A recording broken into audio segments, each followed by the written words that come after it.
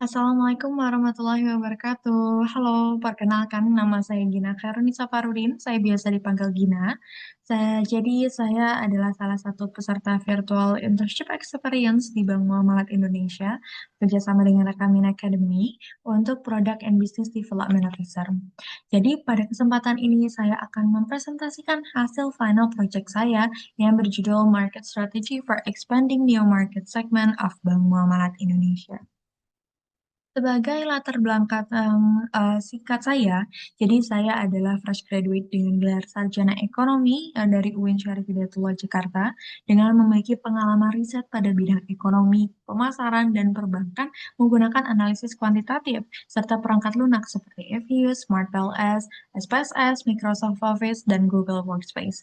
Saya juga aktif dalam organisasi mahasiswa sebagai Staff Human Resources Development di Pionir Muda UIN Jakarta yang mengasah kemampuan dari koordinasi saya, komunikasi, dan kerja sama tim saya. Jadi, selain itu, saya juga memperkuat pengetahuan di bidang keuangan melalui berbagai program pelatihan dan sertifikasi terkait pasar modal, analisis data, dan financial markets. Selanjutnya, di sini ada beberapa courses dan certification yang sudah saya ikuti. Yang pertama, saya pernah mengikuti Financial Markets dari Yale University, itu pada tahun 2025. Selanjutnya, saya pernah mengikuti bootcamp atau pelatihan data analis with Excel di platform DQ Lab pada tahun 2025.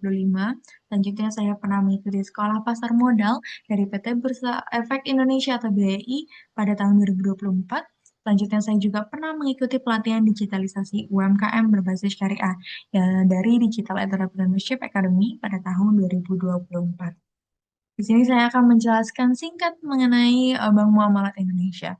Jadi Bank Muamalat Indonesia atau BMI kita sebutnya ya, itu adalah bank syariah pertama di Indonesia yang berdiri pada tahun 1991 pada 1 November dan mulai beroperasi pada 1 Mei 1992.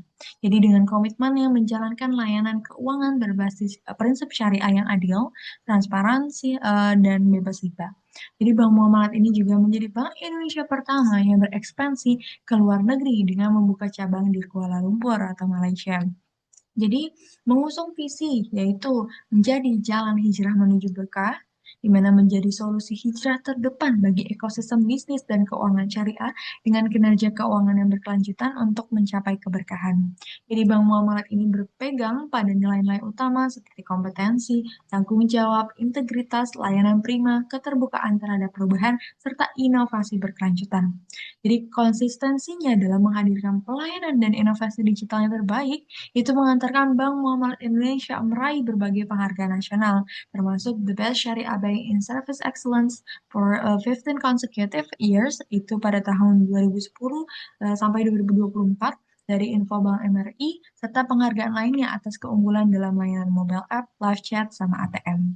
Nah, untuk produk dan layanan dari Bank Muamalat Indonesia, itu ada banyak, ada beberapa. Yang pertama ada pembiayaan, tabungan, giro, deposito, international banking, trade finance, layanan corporate, dan securities service. Selanjutnya, jadi pada project ini saya berperan sebagai Business Analyst Product Development, jadi dengan fokus untuk menganalisis data nasabah Bank Muamalat Indonesia dan menentukan strategi apa yang tepat untuk strategi pemasaran untuk produk deposito yang efektif. Jadi tujuannya adalah untuk memperluas segmen pasar baru dengan pendekatan yang lebih personal, digital, dan berbasis data. Sebelum saya melakukan analisis, saya melakukan data cleaning dulu sebagai langkah pertama.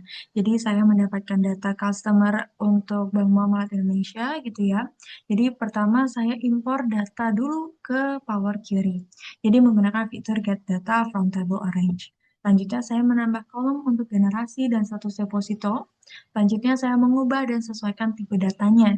Jadi yang pertama dari saldo itu tipenya currency. Terus juga selanjutnya umur itu whole number, terus loan, pekerjaan, status pernikahan, is default, deposit, generasi, status deposito adalah tax gitu. Selanjutnya adalah saya menstandarisasi data. Jadi saya blok semua datanya, lalu saya lowercase dan trim untuk konsistensi data. Selanjutnya saya remove missing data, lalu saya close and load to ke new worksheet gitu ya. Jadi saya rename worksheet-nya adalah dapur. Jadi di situ adalah data-data atau tabel yang sudah bersih gitu. Lalu selanjutnya saya melakukan analisis. Jadi saya melakukan analisisnya dalam beberapa fokus gitu ya. Yang pertama adalah distribusi generasi nasabah Bank Muamalat serta hubungan generasi dengan kepemilikan deposito. Di mana setelah saya analisis, ternyata nasabah dari Bank Muamalat Indonesia ini paling banyak berasal dari generasi milenial dengan persentase 32,75%. Selanjutnya adalah Gen X sebesar 32,52% dan Gen Z sebesar 31,45%. Nah, sedangkan untuk baby boomer hanya 3,27%. Nah, meskipun jumlah nasabah generasi milenial ini paling banyak, jadi tingkat kepemilikan deposito tertinggi itu ternyata ada pada Gen X. Jadi bukan generasi milenial gitu. Dan dengan persentase itu 80,60%. Nah, diikuti oleh Gen Z sebesar 79,78%. Sementara itu untuk generasi baby boomer ternyata menjadi kelompok yang paling banyak juga belum memiliki deposito. Selanjutnya, fokus kepada rata-rata saldo dan status kepemilikan deposito berdasarkan pekerjaan. Jadi, setelah saya analisis, ternyata berdasarkan hasil analisis, nasabah Bank Muamalat Indonesia ini dengan pekerjaan yang tidak diketahui, ini memiliki saldo rata-rata tertinggi dan lebih banyak yang memiliki deposito ini sebesar Rp27.807.955. Sebaliknya, nasabah yang memiliki pekerjaan admin itu memiliki saldo rata-rata tertendah sebesar Rp23.372.194. Nah, sementara itu, untuk nasabah yang bekerja sebagai karyawan swasta ini justru memiliki saldo rata-rata tertinggi di antara yang belum memiliki deposito. Di Rp29.310.938. Selanjutnya, fokus untuk alasan menabung tiap generasi. Jadi berdasarkan hasil analisis, ternyata generasi baby boomer ini paling banyak menabung untuk tujuan dana pensiun, itu sebanyak 81 nasabah. Terus Gen X didominasi oleh alasan untuk umroh, itu sebanyak 877 nasabah. Sedangkan untuk Gen Z paling banyak menabung deposito itu menggunakan ya deposito ini untuk liburan sebanyak 645 nasabah. Nah, sementara itu untuk generasi milenial paling banyak menabung di deposito untuk tujuan investasi sebanyak 800 nasabah. Selanjutnya, untuk fokus profil sosial dan literasi keuangan, jadi di mana berdasarkan hasil analisis nasabah yang berstatus menikah dengan pendidikan S1 itu termasuk Gen X ini mendominasi kepemilikan deposito dengan proporsi tertinggi sebesar 50,33%. Jadi sementara itu untuk nasabah single berpendidikan SMA ini menempati posisi berikutnya sebesar 21,26% dan nasabah divorce untuk berpendidikan S2 sebesar 20,74%. Dan di sini ada tabel di mana saya memfilter atau membaginya antar generasi dengan profil sosial gitu. Nah, selanjutnya adalah market strategy. Jadi, tadi saya sudah melakukan analisis. Nah, selanjutnya saya melakukan menentukan strategi pemasaran apa yang tepat gitu ya untuk dari hasil analisis tadi. Jadi saya menyebutkan bahwa untuk generasi baby boomer ini berstatus menikah dan berpendidikan S1 ternyata paling banyak menabung di deposito dengan tujuan untuk dana pensiun, tapi masih banyak yang belum memiliki deposito. Nah, menurut saya untuk strategi yang tepat adalah strategi edukatif. Jadi edukatif yang tentang keamanan, stabilitas, dan nilai keberkahan jangka panjang. Nah, ini dapat dilakukan untuk melalui seminar edukasi keuangan, forum keagamaan di masjid-masjid besar seperti itu, atau komunitas pensiunan. Nah, selain itu, layanan pendampingan personal untuk generasi baby boomer ini oleh tim Bank Muamalat dapat diberikan karena untuk pembantuan untuk proses pembukaan rekening depositonya sebagai bentuk apresiasi, pelayanan eksklusif, serta wujud kepedulian yang sejalan dengan misi nomor 2 Bank Muamalat Indonesia adalah mempermudah aktivitas keuangan melalui produk yang inovatif, komprehensif, dan layanan terbaik yang menguntungkan bagi nasabah. Selanjutnya untuk Gen X, ini seperti yang sudah dijelaskan pada hasil analisis ya, generasi yang paling banyak yang memiliki deposito di bank muamalat dan memiliki tujuan untuk umroh itu adalah Gen X. Nah, strategi yang dapat digunakan untuk menjangkau nasabah dengan melalui penguatan loyalitas, karena ya tadi ya banyak memiliki deposito, jadi penguatan loyalitas itu penting sekali. Terus selanjutnya edukasi spiritual finansial, serta pendekatan komunikasi yang bersifat personal. Jadi seperti email marketing yang menekankan pesan investasi berkah untuk umroh yang terrealisasi seperti itu.